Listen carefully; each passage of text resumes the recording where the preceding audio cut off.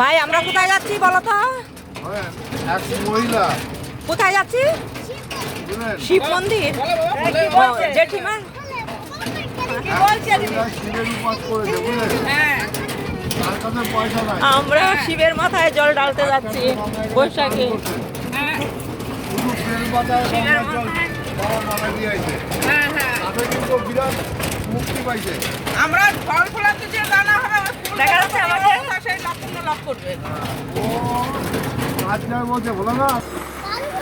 এই যে আমরা মন্দিরে চলে এসেছি।